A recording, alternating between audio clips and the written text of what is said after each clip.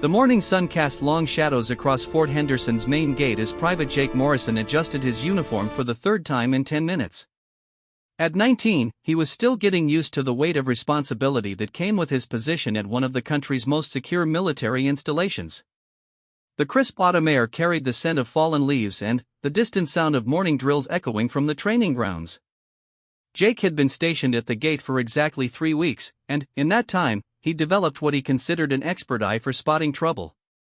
Every visitor was scrutinized, every credential examined with military precision, and every gut feeling treated as gospel. His commanding officers had drilled into him the importance of security protocols, and Jake took their words to heart with the enthusiasm of someone eager to prove himself worthy of the uniform he wore. The base operated like a well-oiled machine, with personnel moving through their daily routines with practiced efficiency. Supply trucks rumbled past the checkpoint, their drivers familiar faces who exchanged friendly nods with Jake as he waved them through. Military families came and went, children in tow, heading to the base school or commissary. Everything followed a predictable pattern that Jake had quickly memorized. That Tuesday morning started no differently than any other. Jake checked his watch and noted the time in his logbook, a habit his sergeant had emphasized during training. The digital display showed 0847 hours, and the morning rush was beginning to taper off. Most personnel were already at their posts, and the civilian contractors wouldn't arrive until later in the morning. It was then that she appeared. A woman approached the checkpoint on foot, which was unusual enough to catch Jake's attention immediately. Most visitors arrived by vehicle, and pedestrian traffic was rare except for personnel living in nearby base housing. But this woman had clearly walked some distance, evidenced by the slight sheen of perspiration on her forehead despite the cool morning temperature. She appeared to be in her mid-40s, with graying brown hair pulled back in a practical ponytail and dressed in civilian clothes that had seen better days. Her jeans were faded but clean, and her jacket showed signs of wear around the cuffs and collar. She carried a small leather purse clutched tightly in her hands, and her shoes were sensible walking boots that suggested she was accustomed to being on her feet. What struck Jake most was her expression. There was something in her eyes that he couldn't quite identify, a mixture of determination and nervous energy that set his trained instincts on edge. She walked with purpose but kept glancing around as if taking in every detail of the base's exterior defenses. Her movements were deliberate, controlled, like someone who had spent considerable time planning this moment. "Good morning, ma'am," Jake said, stepping forward to intercept her before she could reach the security checkpoint. "I'm going to need to see some identification and know the purpose of your visit to Fort Henderson." The woman stopped abruptly, as if surprised to be challenged so early in her approach. For a moment, she simply stared at Jake, and he noticed her hands trembling slightly as she clutched her purse. When she spoke, her voice was soft but steady, with a slight accent that Jake couldn't immediately place. "I need to speak with Colonel Sarah Martinez," she said, pronouncing each word carefully. "It's very important that I see her today." Jake pulled out his tablet and accessed the visitor appointment system, a routine he'd performed hundreds of times over the past 3 weeks. "What's your name, ma'am? And do you have an appointment with the colonel?" "My name is Elena Rodriguez," she replied, then hesitated before adding, "I don't have an appointment, but Colonel Martinez will want to see me." "Please, you have to trust me on this." The lack of an appointment immediately raised red flags for Jake. Fort Henderson's security protocols were explicit about unscheduled visits, especially to high-ranking officers like Colonel Martinez. The colonel served as the base's executive officer and was responsible for coordinating with various government agencies on classified matters. Access to her was strictly controlled and required advanced scheduling through proper channels. "I'm sorry, Mrs.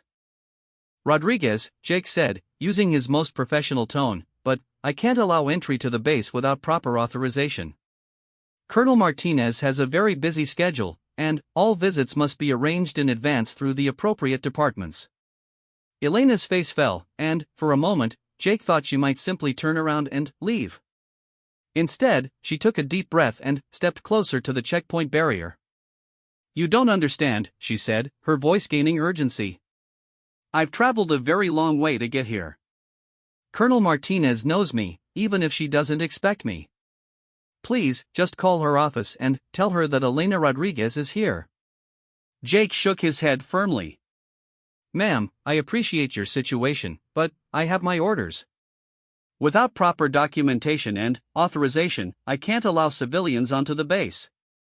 If you'd like to schedule an appointment, I can provide you with the contact information for the colonel's office. As Jake spoke, he noticed that Elena's demeanor was changing. The nervous energy he'd detected earlier was being replaced by something else, a kind of resigned disappointment that seemed disproportionate to being denied entry to a military base. Most civilians, when turned away, showed frustration or annoyance. Elena looked heartbroken. You really can't make an exception, she asked quietly. Not even if I told you it was a matter of life and death? The phrase life and death triggered another security protocol in Jake's mind. Any civilian claiming an emergency situation required additional screening and immediate notification of superior officers. But something about Elena's tone suggested this wasn't the kind of emergency that warranted calling in the MPs. Ma'am, if this is truly an emergency situation, I can contact the appropriate authorities to assist you, Jake offered. But I still can't authorize your entry to the base without proper credentials. Elena shook her head slowly. No, it's not that kind of emergency. It's... She paused, seeming to search for the right words. It's the kind of emergency that's been going on for 23 years. The specificity of that number caught Jake's attention. 23 years was an oddly precise timeframe for someone to reference in casual conversation. It suggested that whatever Elena wanted to discuss with Colonel Martinez had deep historical roots and personal significance. Ma'am, I understand this might be important to you, Jake said, maintaining his professional demeanor while fighting a growing curiosity about Elena's story. But my hands are tied by security regulations. These protocols exist for everyone's safety and security. Elena nodded as if she'd expected this response. She reached into her purse and pulled out a worn photograph, which she held up for Jake to see. Could you at least look at this? She asked. Maybe it will help you understand why I need to see the colonel. Against his better judgment, Jake found himself looking at the photograph. It showed a much younger Elena standing next to a man in military uniform.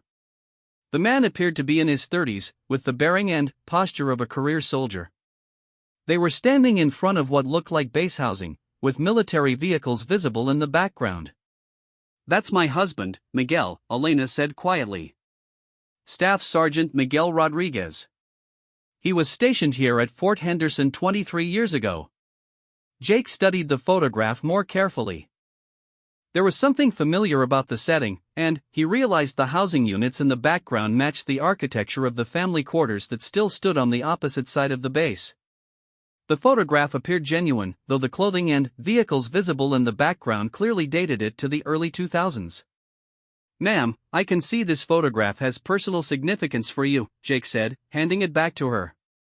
But I still don't understand why you need to see Colonel Martinez specifically, or why this situation requires immediate access to the base. Elena carefully returned the photograph to her purse, her movements deliberate and reverent as if handling a precious relic. Miguel disappeared 23 years ago, she said. One day he was here, serving his country with honor, and the next day he was gone. No explanation, no goodbye, no official record of what happened to him. The story was beginning to take on a more serious tone, and Jake found himself genuinely sympathetic to Elena's situation. Missing persons cases, especially involving military personnel, were handled with great care and attention. However, they were also matters for military police and official investigators, not gate guards. Ma'am, if your husband disappeared while serving here, that would be a matter for the military police and the base's criminal investigation division, Jake explained. I can provide you with contact information for the appropriate departments that handle those kinds of cases. I've contacted everyone, Elena replied, her voice taking on a note of frustration. Military police, CID, the Pentagon, Veterans Affairs, every bureaucrat and office worker who would take my calls. For 23 years, I've been getting the same answer: no record found, case closed, move on with your life. Jake was beginning to understand the depth of Elena's frustration, but it didn't change the security protocols he was required to follow.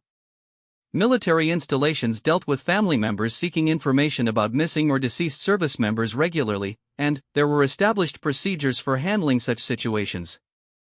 "I understand your frustration, Mrs. Rodriguez," Jake said, "but Colonel Martinez wouldn't have access to information that other departments don't.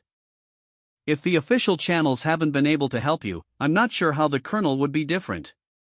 Elena looked at him with an expression that mixed pity with determination. "That's where you're wrong, young man. Colonel Martinez was Lieutenant Sarah Martinez 23 years ago. She was Miguel's commanding officer, and she was the last person to see him before he disappeared." This revelation changed everything. If Elena's claim was true, then she wasn't seeking information from a random military officer, she was trying to confront someone who had direct personal knowledge of her husband's disappearance. The situation was moving beyond Jake's comfort zone and into territory that required careful handling. "Mrs. Rodriguez," Jake said slowly, "that's a very serious allegation. If Colonel Martinez was involved in your husband's case, then you should be working through official channels to request a meeting. Coming to the base unannounced isn't the proper way to handle this situation." "Official channels," Elena repeated with a bitter laugh.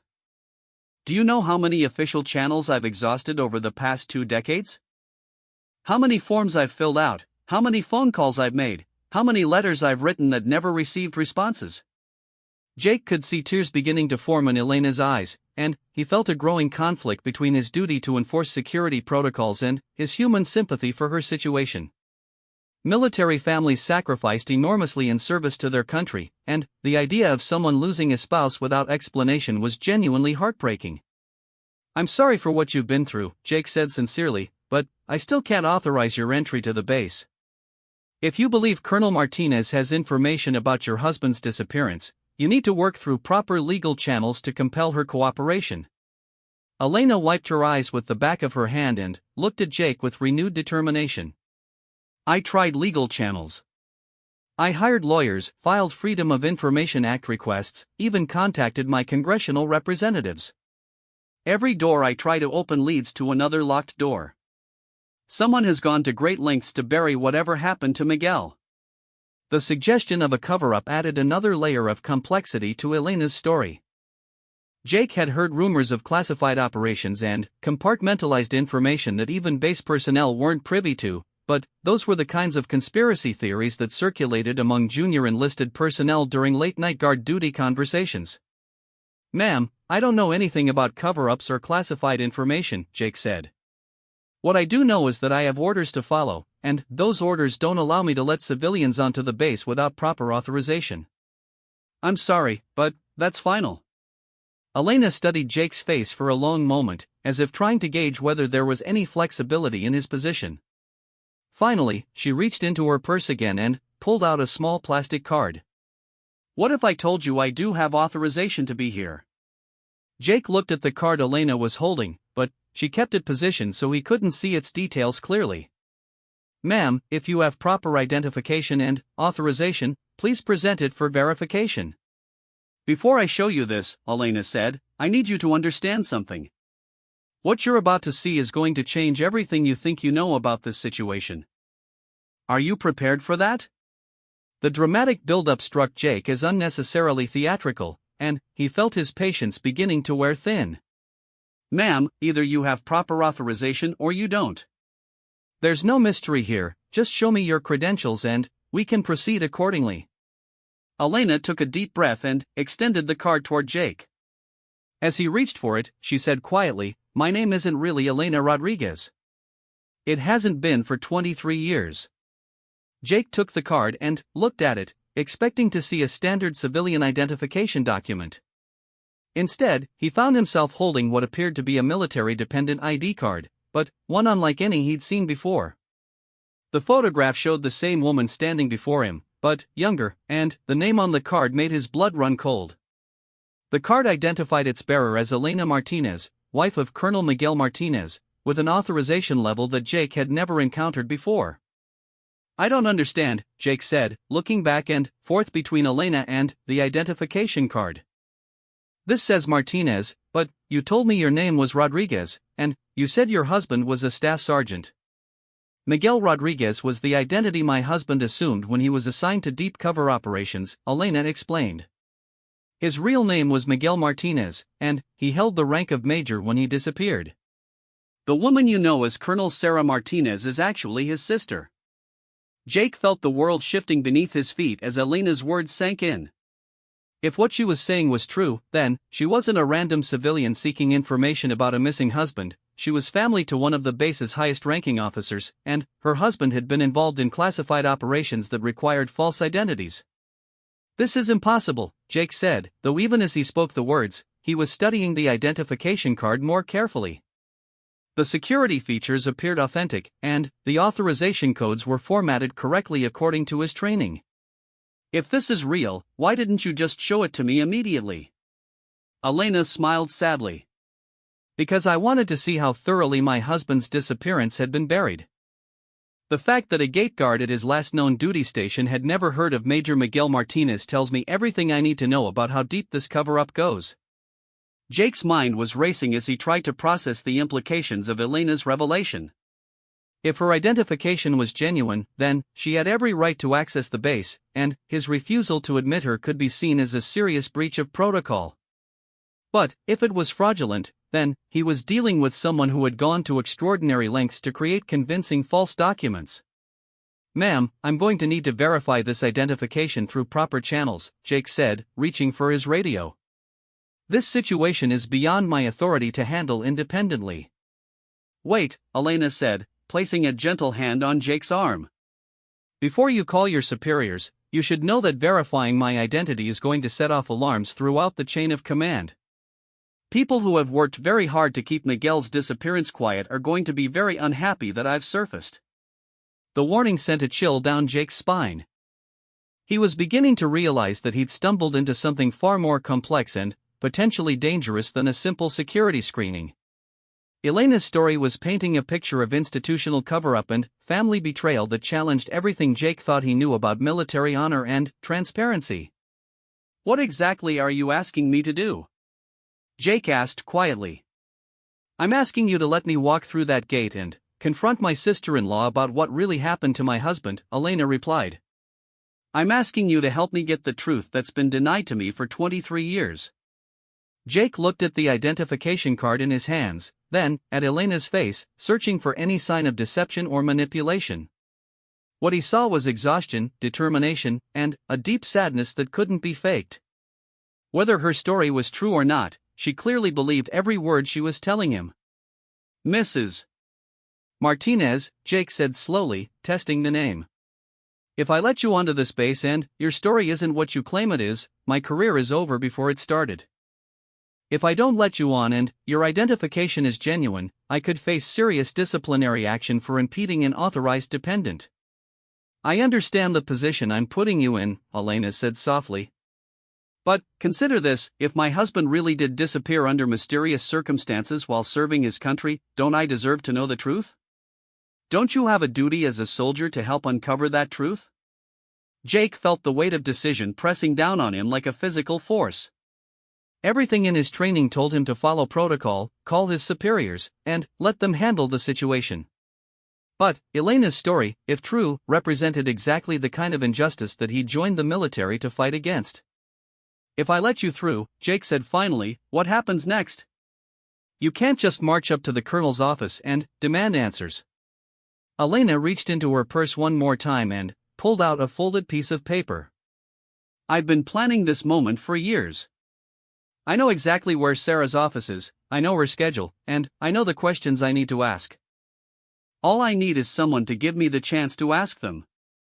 As Elena spoke, Jake noticed movement in his peripheral vision. A black sedan was approaching the checkpoint from inside the base, moving faster than normal traffic and heading directly toward them. His training kicked in automatically, and he stepped protectively in front of Elena while keeping his hand near his sidearm. The sedan came to an abrupt stop just beyond the security barrier, and 3 individuals in civilian clothes quickly exited the vehicle. Jake didn't recognize them, but their coordinated movements and purposeful bearing screamed federal agents or military intelligence. The lead figure, a tall woman with short gray hair, walked directly toward the checkpoint with the confidence of someone accustomed to having their authority unquestioned. Private Morrison, the woman said, somehow knowing Jake's name despite never having met him, please step away from the civilian and return to your post immediately. Jake felt Elena stiffen beside him, and he heard her whisper, "They found me." The situation was spiraling beyond Jake's control, and he realized that Elena's arrival at the base had triggered responses that reached far beyond the local command structure. Whatever secrets she was seeking to uncover, there were people in positions of significant authority who were determined to keep them buried. The tension at the checkpoint was thick enough to cut with a knife as the three federal agents approached with measured steps. Jake's military training kicked into overdrive, his senses heightened as he assessed the potential threat level of the situation. Elena remained beside him, but he could feel her entire body trembling with what he now recognized wasn't fear, it was barely contained rage. Agent Sarah Chen, Department of Defense Intelligence, the lead woman announced, flashing credentials that Jake barely had time to examine. "We'll be taking custody of the civilian from here, Private Morrison. Please return to your normal duties." Elena stepped forward before Jake could respond, her voice carrying an authority that surprised everyone present. "I don't think so, Agent Chen. I'm not some wayward civilian who wandered onto base property. I'm Elena Martinez, authorized dependent with full base access privileges, and I'm here to exercise my legal right to visit family." Agent Chen's professional composure faltered for just a moment, a micro-expression of surprise that Jake might have missed if he hadn't been watching so carefully. She quickly regained her bearings, but the damage was done. Elena's identification had clearly caught the intelligence operative off guard. "Mrs. Martinez," Chen said slowly, pronouncing the name as if tasting something bitter, "you're operating under identification that was revoked over 2 decades ago. Your dependent status was terminated when your husband was declared killed in action." "Funny thing about that," Elena replied with a cold smile. "I never received any official notification of Miguel's death. No body, no funeral, no flag-folded ceremony, no death certificate. Just a lot of people telling me to move on and stop asking questions." Jake watched this exchange with growing fascination and alarm. Agent Chen's arrival within minutes of Elena presenting her credentials suggested sophisticated surveillance capabilities and rapid response protocols. Someone had been monitoring the situation from the moment Elena approached the gate, possibly from before she even arrived on base property. "Private Morrison," Agent Chen said, turning her attention back to Jake, "I'm going to need you to surrender any documentation that Mrs. Martinez provided to you. This matter falls under federal jurisdiction and involves classified information that exceeds your security clearance." Jake looked down at Elena's identification card, still clutched in his hand. Every instinct told him to comply with the federal agent's directive, but Elena's story had planted seeds of doubt about who was really serving justice in this situation. Military personnel were taught to respect the chain of command, but they were also taught to recognize when orders might conflict with higher moral obligations. "With all due respect, Agent Chen," Jake said carefully, "I'd like to verify your authority to confiscate military identification through proper channels. This situation involves base security protocols that fall under my commanding officer's jurisdiction." Agent Chen's eyes narrowed dangerously, and Jake could see her calculating whether to push the confrontation or try a different approach. Behind her, the 2 male agents had positioned themselves strategically, blocking potential escape routes while maintaining the pretense of casual observation. "Private, you're walking into territory that could end your military career before it begins," Chen warned. "Mrs. Martinez is involved in matters of national security that you couldn't possibly understand. The wisest course of action is to follow orders and ask questions later." Elena laughed bitterly at this pronouncement. "National security," she repeated. "That's what they said 23 years ago when Miguel disappeared. That's what they said when I tried to file missing person reports.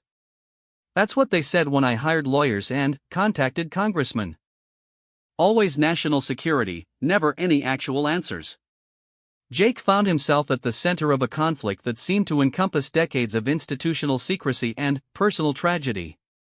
Elena's pain was real and visceral, but Agent Chen's authority was backed by the full weight of federal law enforcement. Making the wrong choice could have consequences that extended far beyond his current assignment. "Mrs. Martinez," Jake said quietly, "if your husband was involved in classified operations, there might be legitimate reasons for maintaining operational security around his disappearance. Elena turned to face Jake directly, her eyes blazing with an intensity that made him take an involuntary step backward. "Operational security?" she asked. "Is that what you call it when a man's own sister participates in erasing him from existence? When his wife spends 23 years not knowing whether he's alive or dead, whether he abandoned his family or died serving his country?" The mention of Colonel Martinez as Miguel's sister added another layer of complexity to the situation. Jake struggled to reconcile the image of the respected base commander with Elena's accusations of family betrayal and institutional cover-up. Colonel Martinez had a reputation for integrity and professional excellence that seemed incompatible with the conspiracy Elena was describing. "Private Morrison," Agent Chen interrupted, "I'm ordering you to hand over the identification card and step away from the civilian. This conversation has gone on long enough." Before Jake could respond, the sound of approaching vehicles caught everyone's attention. Two military police vehicles were racing toward the checkpoint, their emergency lights flashing but sirens silent. Behind them, a third vehicle that Jake recognized as belonging to the base command staff was following at a more measured pace. "It seems word has gotten out," Elena observed with grim satisfaction. "I wonder who's more concerned about my presence here, the people trying to cover up Miguel's disappearance, or the people who might finally be willing to tell the truth." The military police vehicles came to a stop in a coordinated formation that effectively sealed off the checkpoint area. 6 MP personnel exited their vehicles in full tactical gear, their movements precise and professional. Jake noticed that their weapons remained holstered, but their positioning suggested they were prepared for the situation to escalate rapidly. Sergeant First Class Maria Rodriguez emerged from the lead vehicle, her bearing commanding immediate respect from all present. Jake knew her by reputation as someone who enforced military discipline with unwavering consistency but also possessed a keen sense of justice that had earned her the trust of enlisted personnel throughout the base.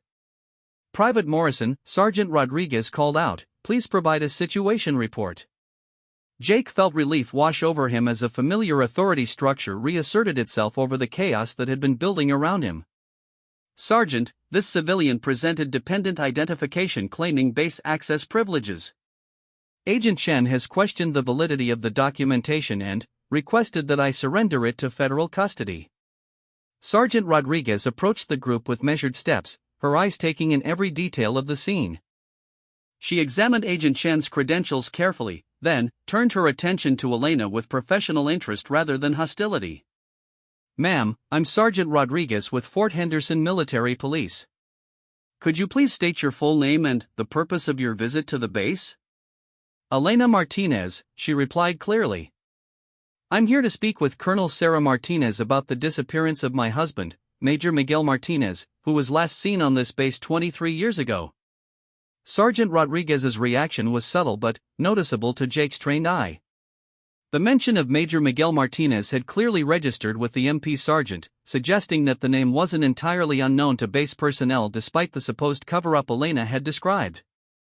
"Mrs. Martinez," Sergeant Rodriguez said carefully, "I'm going to need to verify your identity and authorization through official channels. This will require transporting you to the military police station for processing. Are you willing to cooperate with this procedure?" Finally, Elena said with obvious relief, "Someone who wants to follow proper military protocol instead of making people disappear." Agent Chen stepped forward aggressively. "Sergeant, this matter falls under federal jurisdiction. Mrs. Martinez needs to come with us for questioning about matters involving classified information and national security." "Agent Chen," Sergeant Rodriguez replied with polite firmness, "unless you have a federal warrant or court order, military personnel and their dependents on military installations fall under military jurisdiction first. I'll be happy to coordinate with your office once we've completed our initial processing." The standoff between military and federal authority was reaching a critical point, and Jake could sense that decisions made in the next few minutes would have far-reaching consequences for everyone involved. Elena had positioned herself between the competing factions, her presence serving as the catalyst for a confrontation that had apparently been building for decades. The sound of another approaching vehicle drew everyone's attention once again. This time, it was a staff car bearing the flags and insignia that marked it as belonging to the base commander. Jake felt his stomach clench as he realized that the situation had escalated to the highest levels of base command. Colonel James Patterson emerged from the staff car with the deliberate movements of a career officer who had dealt with more than his share of complex situations. Jake had only seen the base commander from a distance during formal ceremonies, but his presence commanded immediate attention from all present. "Sergeant Rodriguez," Colonel Patterson called out, "please brief me on the situation." Before Sergeant Rodriguez could respond, Elena stepped forward with the boldness of someone who had nothing left to lose. "Colonel Patterson, my name is Elena Martinez. I'm here to get answers about what happened to my husband, Major Miguel Martinez, who disappeared from this base 23 years ago while serving under the command of then Lieutenant Sarah Martinez." Colonel Patterson's face remained carefully neutral, but Jake noticed subtle changes in his posture that suggested Elena's words had hit their intended target. The base commander was clearly familiar with the situation she was describing, which added credibility to her claims about institutional knowledge of her husband's disappearance. "Mrs. Martinez," Colonel Patterson said formally, "if your husband served on this base and you have concerns about his status, those matters should be addressed through proper military channels. I can arrange for you to meet with appropriate personnel who can review any available records." "I've been through proper channels," Elena replied with barely controlled emotion. "I've filled out every form, contacted every office, followed every procedure that anyone has ever suggested. What I haven't been able to do is get a straight answer from the one person who was there when Miguel disappeared." Agent Chen attempted to regain control of the situation. "Colonel Patterson, Mrs. Martinez is interfering with an ongoing federal investigation. We need to take her into custody for questioning about matters that could affect national security." "What federal investigation?" Elena demanded, turning to face the agent directly. "Are you finally investigating Miguel's disappearance?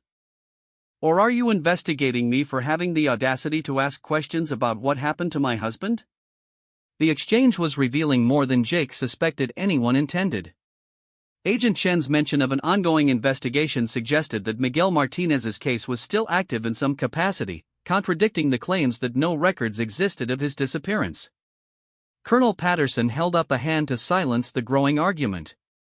"Agent Chen, I'll need to see documentation of your federal investigation before I can authorize the transfer of any personnel or dependents from this base. Mrs. Martinez, if you have legitimate dependent status, you have the right to request a meeting through proper channels." "I want to exercise that right now," Elena said firmly. "I want to speak with Colonel Sarah Martinez immediately." A new voice cut through the tension like a blade through silk. "That won't be necessary, Elena. I'm right here." Everyone turned to see Colonel Sarah Martinez approaching the checkpoint on foot, having apparently arrived via a route that avoided the vehicle congestion. Jake had never seen the base's executive officer up close, but her reputation for competence and integrity preceded her. What struck him most was the expression on her face, not surprise or annoyance at the commotion, but something that looked remarkably like resignation. "Hello, Sarah," Elena said quietly, and Jake could hear decades of pain compressed into those two simple words. "Hello, Elena," Colonel Martinez replied with equal quietness. "I wondered when you might find your way back here." The reunion between the two women was charged with emotions that Jake couldn't fully understand but could definitely feel. Agent Chen and her team seemed equally caught off guard by Colonel Martinez's arrival and apparent willingness to engage with Elena directly. "Colonel Martinez," Agent Chen said with obvious frustration, "we've been trying to prevent this confrontation for security reasons. Mrs. Martinez's presence here could compromise ongoing operations." "What ongoing operations?" Colonel Martinez asked sharply. "Agent Chen, my understanding was that the Miguel Martinez file was closed over 20 years ago." "If there are ongoing operations related to his case, I should have been briefed on them immediately." The federal agent's hesitation in responding was answer enough for everyone present. It became clear that various government agencies had been operating with different information about Miguel Martinez's status, and Elena's arrival had forced all the hidden agendas into the open. "Sarah," Elena said, stepping closer to her former sister-in-law, "I need to know what happened to Miguel. Not the official version, not the classified version, just the truth. I've spent 23 years wondering if my husband abandoned his family or died serving his country. Don't I deserve to know which one it was? Colonel Martinez looked around at the assembled personnel, then back at Elena with an expression that mixed professional duty with personal anguish. Elena, there are things about Miguel's final assignment that I can't discuss in a public forum. If you're willing to follow proper procedures, I can arrange for a private meeting where we can discuss what I'm authorized to tell you. Authorized by whom? Elena pressed. Who has the authority to keep a man's widow from learning the truth about his disappearance? Who decides that national security is more important than basic human decency? Jake found himself deeply moved by Elena's pain and increasingly sympathetic to her quest for answers. Military families sacrificed enormously in service to their country, and the idea that Elena had been denied even basic information about her husband's fate seemed fundamentally wrong. Agent Chen made one final attempt to assert federal authority over the situation. Colonel Martinez, I strongly advise against any unauthorized disclosure of classified information. The consequences could extend far beyond this base and affect ongoing national security operations. Agent Chen, Colonel Martinez replied with steel in her voice, you're talking to someone who has spent her entire career balancing operational security with moral obligations. I don't need lectures on either topic from someone who wasn't here when these decisions were made. The rebuke silenced the federal agent, and Jake could see her calculating whether to continue pushing or retreat to regroup. Elena, meanwhile, was watching her former sister-in-law with an intensity that suggested she was evaluating every word and expression for hidden meanings. Sarah, Elena said softly, Miguel used to talk about you all the time. He said you were the most honorable person he'd ever served with, and that you would always do the right thing no matter how difficult it might be. I'm asking you to live up to the person he believed you to be. The personal appeal clearly affected Colonel Martinez more than any official pressure or legal threat could have. Jake watched as the senior officer's professional composure began to crack, revealing the human being beneath the military facade. Elena, Colonel Martinez said finally, if I tell you the truth about Miguel's disappearance, it's going to change everything you thought you knew about your husband, about his service, and about the choices he made. Are you prepared for that? Elena's response came without hesitation. I've been preparing for it for 23 years. The weight of 23 years of secrets hung in the air as Colonel Martinez looked directly into Elena's eyes. Jake could feel the electricity of the moment, understanding instinctively that whatever was about to be revealed would fundamentally change everyone's understanding of the situation. Agent Chen and her team had fallen silent, recognizing that they were witnessing something beyond their ability to control or contain. Elena, Colonel Martinez began, her voice barely above a whisper, Miguel didn't disappear. He made a choice that none of us saw coming, and I've been living with the consequences of that choice every day since. Elena's face went pale, and Jake instinctively stepped closer, ready to catch her if she collapsed. The statement was so far from what anyone expected to hear that it took several seconds for its implications to sink in. What do you mean he made a choice? Elena asked, her voice trembling. What kind of choice involves disappearing without a word to his wife and children? Colonel Martinez looked around at the assembled personnel, clearly uncomfortable.